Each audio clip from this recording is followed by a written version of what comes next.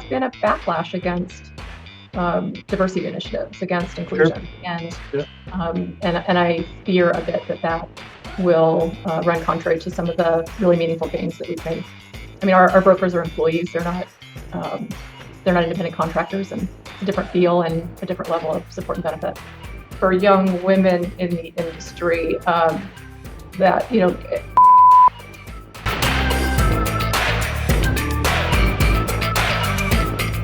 What a great guest I've got today. I got Barbi Reuter. She's been a friend of mine that I've actually never met in person, but I've known about her for a long time. And I know about her because she's just a mainstay in our industry. You know, the commercial real estate industry, people like Barbi are real leaders, especially for women. Let me tell you a little bit about what she's done. She's had just a little bit of success.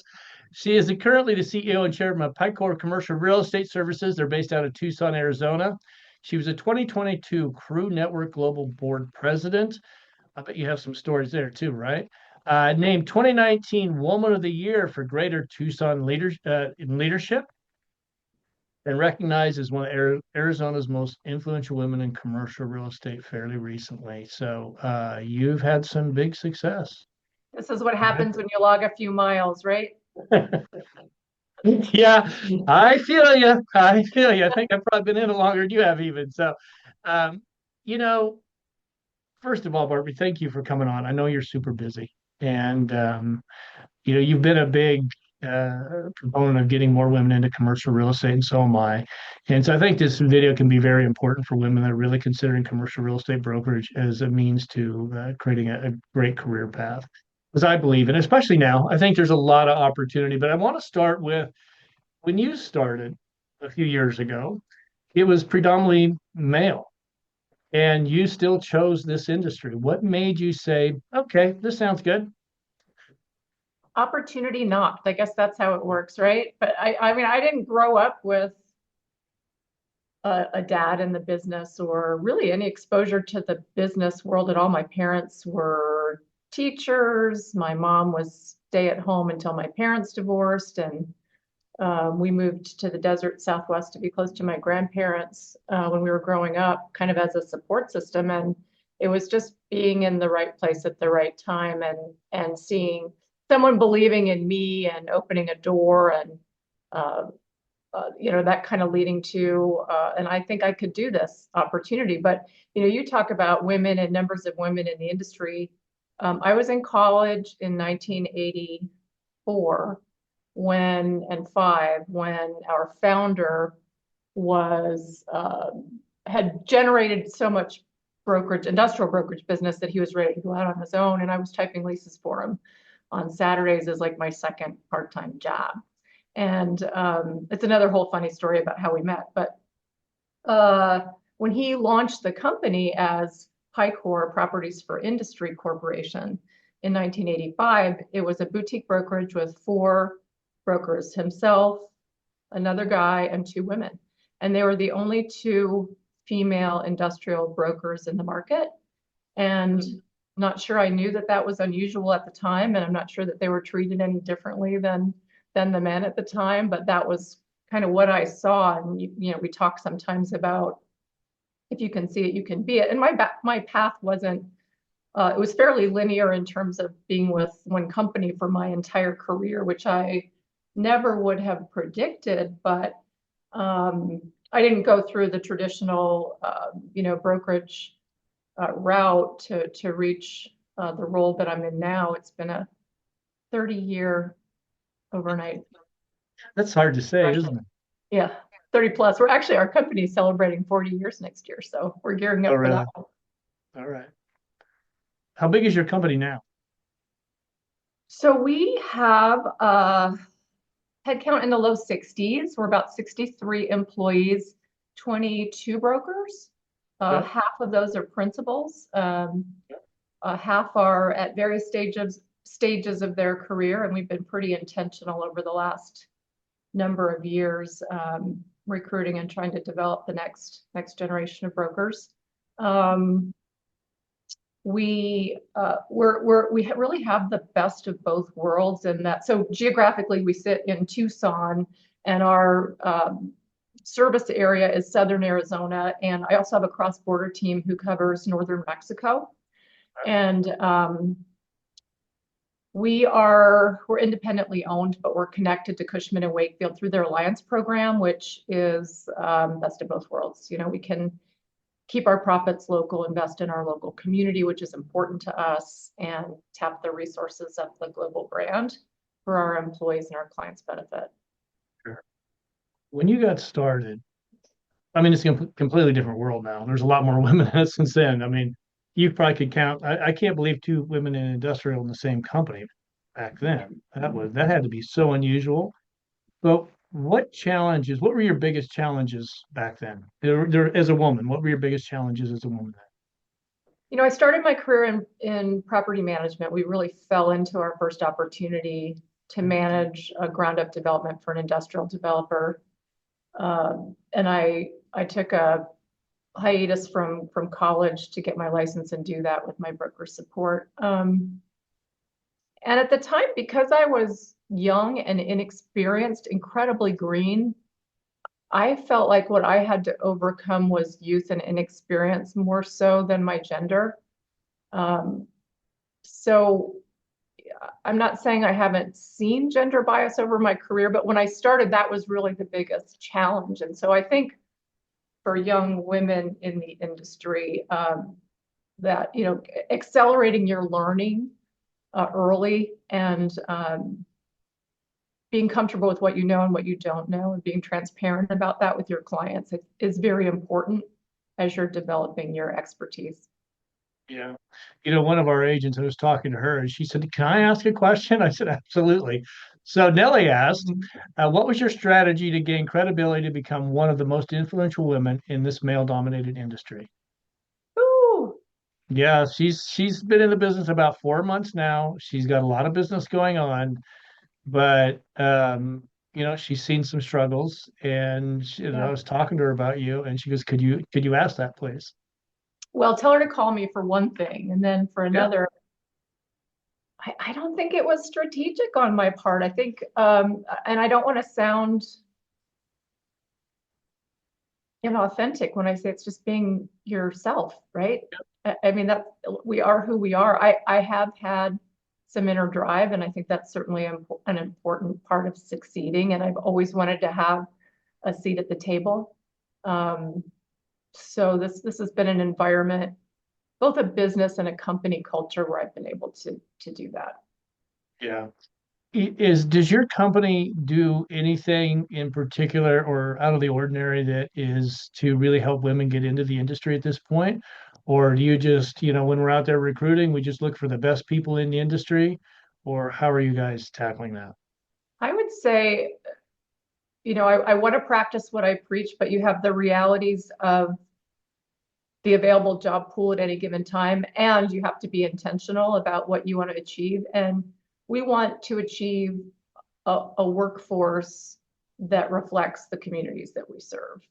Right. And we're a ways from that, but when you keep that in mind in your hiring practices, your promotion practices, your uh, teams that you assemble to be client facing, then you make incremental progress, I think.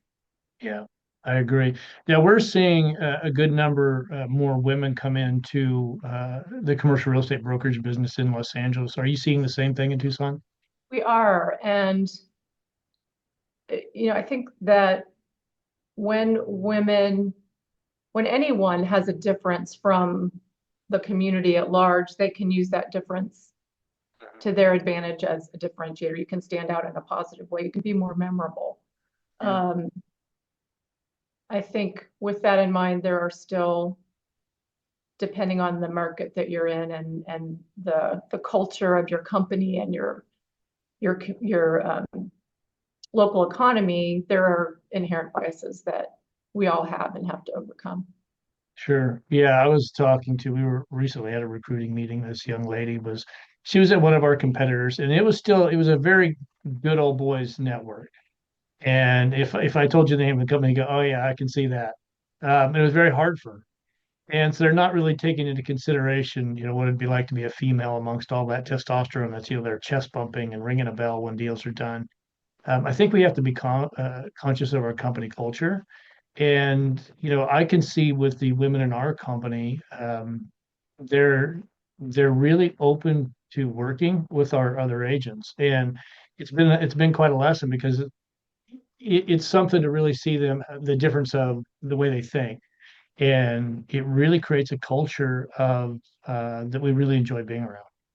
Yeah, And I and just go ahead. sorry, Joe, you're a model leader in that realm, and that you have this awareness and attention to it. And so you're setting the tone as a leader, you're an ally, you're probably nipping things in the bud, that calling them out in the right way when they happen, and just creating an environment where people can succeed.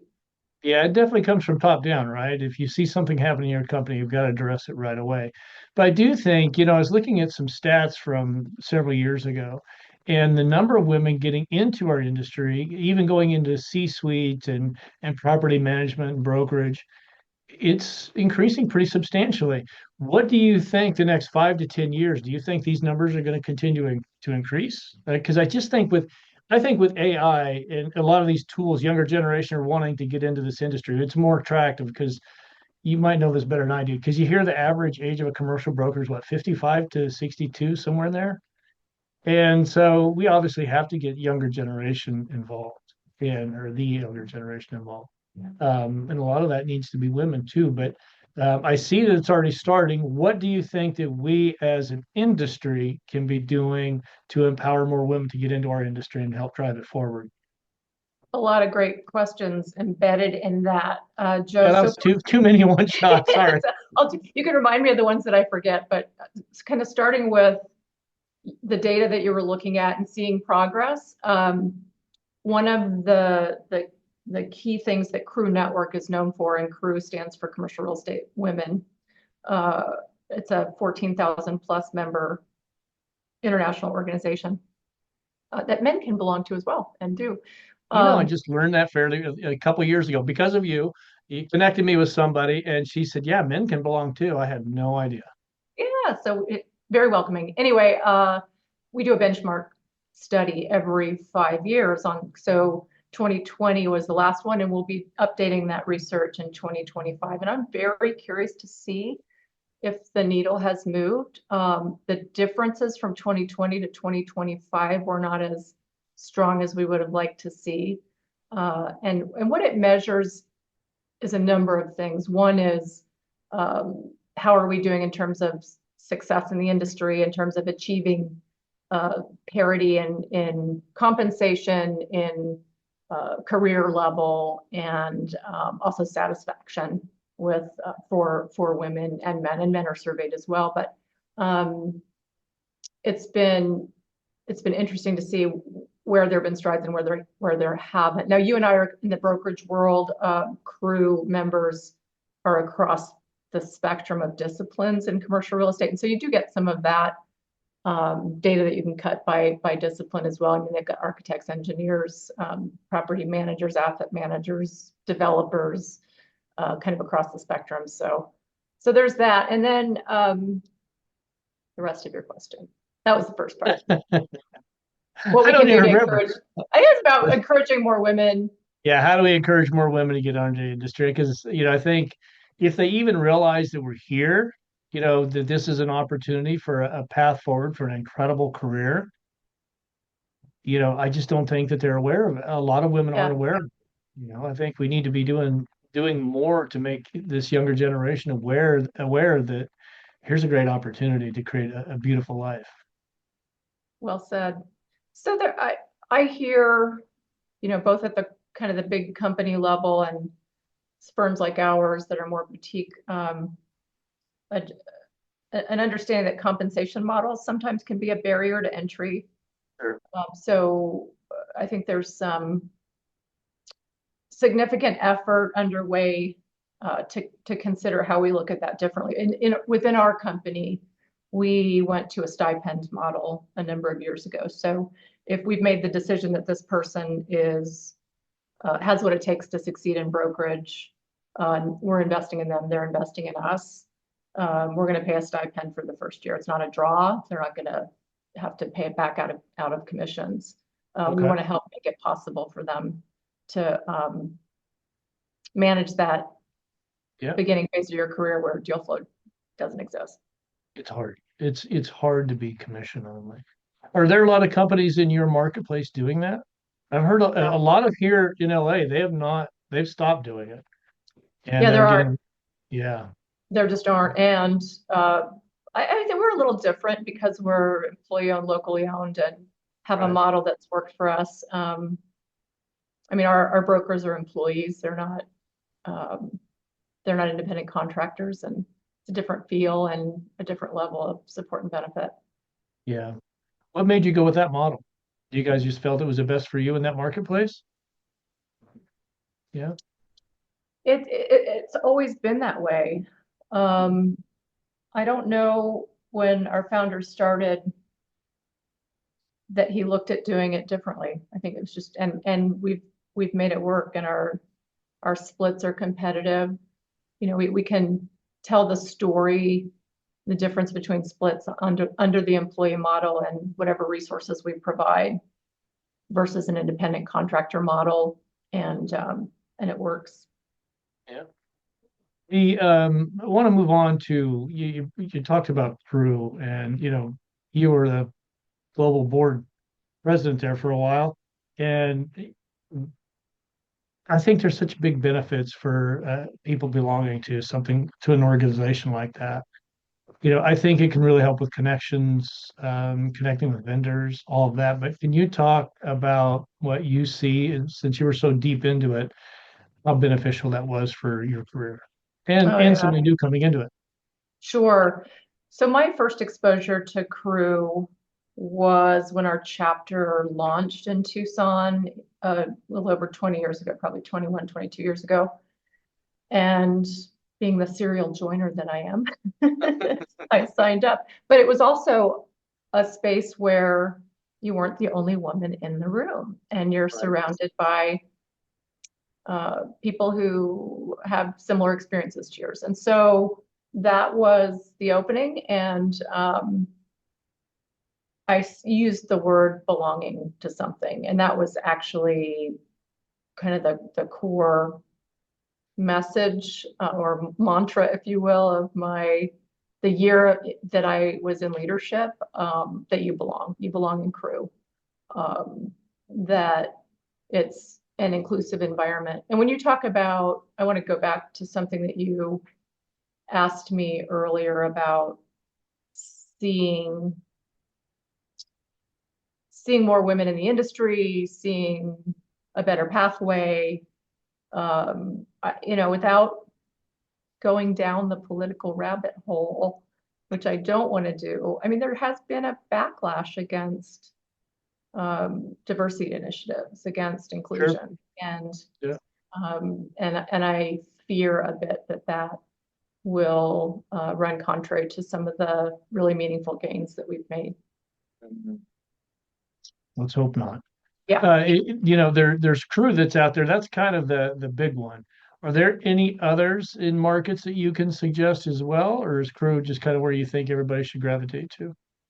Well, there's so many real estate organizations, but Crew Network offers some things that are unique. The multidisciplinary approach, the predominantly female membership base. The mission is essentially transforming the commercial real estate industry by advancing the achievements of women. And so there's really a place for everyone in the industry in Crew. It's chapter based. So if there's a chapter within an hour or two of where you are, you join Crew Network through the chapter. And then we have really, I think, hundreds of members who are members at large, who either are international where there's not a chapter, or in locations in the US where there's not a chapter. Yeah, I mean, in terms of what, this isn't supposed to be a Crew commercial, but I've been drinking the Kool-Aid for a long time. You have that networking ability. Yeah. It's business to business. How can we help each other advance each other's business? There's professional and leadership development opportunities. There are mentorship cohorts. We do something called councils that actually piloted just a few years ago and has really grown tremendously, where we have these capped at about 25 people. We have these peer advisory groups from all over, and I'm a member of the CEO Council. There's some food group councils. There's some position-based councils, and it's just a really great way to connect with people in a non-competitive way that support your success. Yeah. And I just think it's so important for these women to really support each other too. And either one of our agents, Ari Macias, she did it so far once this year. She started doing it. She just got a group of women in commercial real estate together, and she had luncheon. She had some food lunch brought in, and she's smart about it because she came to the company and said, "Listen, I'm going to use this. I want the company to buy food for about 15 women." And we're like, and so it's just great connection for her. The company bought the food. We even happened to have a few bottles of wine there, I guess, that they snuck into. We've got Nice a plus. Yeah, it wasn't too bad, right? But when I heard about the meeting afterward and the way they all knew and supported each other and talked about deals together, I thought, man, this is something she needs to be doing on a more regular basis. So she's going to start Absolutely. doing more. Yeah. It's great. It's a And great referral opportunity too. I mean, we can be found in the membership directory of 14,000 people whenever someone has a requirement in our geography or vice versa. I referred clients out. I had a client, a colleague actually from Goldman Sachs who had a small business in Boston and was ready to buy his first building and referred him to a crew member. yeah, yeah, I think, and she ended up a residential agent said, "I'll do the next one." So they're going to kind of swap around.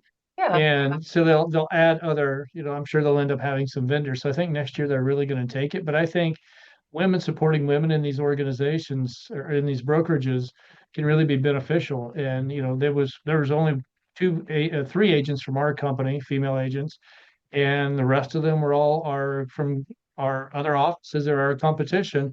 They all came in and they just got to know each other and support each other, and they still talk. And so it's perfect. just very powerful. I mean, it's something that you really need, and I think having that support is going to drive a lot of younger women into our industry if they know that we all care enough to actually get them involved. Find your people. Yeah, that's exactly it. And I just think, and I don't know if you're seeing it there too, but we're finding younger generation is really starting to gravitate towards commercial real estate because of the AI and the tools. And they're like, okay, this I can get a little bit more creative here because the good old boys network is slowly starting to fade away. Not too fast, but it is starting to, you're seeing some of it. And this younger generation is coming in and, they know how to market themselves, right? And they can Yeah. take the marketplace. So I just think it's a great time for young people and hopefully more women will get into our industry and really help us move it forward. Appreciate Hopefully, what you do to advance that too. Indeed. You have to want it. You have to make it happen. yeah, yeah. And I think if they see that there is really a future, they've got people like you that are in the industry leading the way. And our agents they're so supportive. They've seen what we're trying to do here, and they're supportive of other people in the industry. And I just think if we just pick that up and run with it, we can have a bunch more women in this industry. And I would guess you're probably right on the 2025 or this new report you got coming out. COVID, I think, probably did a little damage with women in commercial real estate, would be my guess, right? We lost a good number. Yeah. Yeah, we did. There's some work to be done there. Yeah, but well, Barbie, I didn't want to take too much of your time today. I just thought it was so important so we can get more young women into this industry. What's next for you? What's next for me? I So mean, I have I had to some, edit this list down of things that you've accomplished. I can't imagine you've got 10 things you're working on. well, I've re-engaged some of my community and industry time locally with some leadership councils, our economic development agency, and a CEO group here. And then YMCA, Southern Arizona YMCA is a board I believe in, and I'll be incoming chair for 2025 for our local YMCA. Really makes a difference in quality of life for a lot of people in the region. Yeah, the YMCA. I belong to the YMCA in Santa Monica.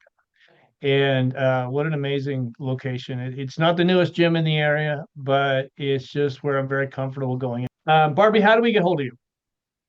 How do you get a hold of me? I'm not quite as social media active as I used to be, but LinkedIn is always a great place. LinkedIn and Instagram. Instagram's a little more personal, but my email is breuter@picor.com, and you can find our website at www.picor.com. So thanks for asking. All right. Well, Barbie, thank you for taking the time today. I appreciate it. Always like the conversation, Joe. Thank you. You bet. And for those of you watching, if you could, please give us a like. And if you haven't done so, make sure you subscribe.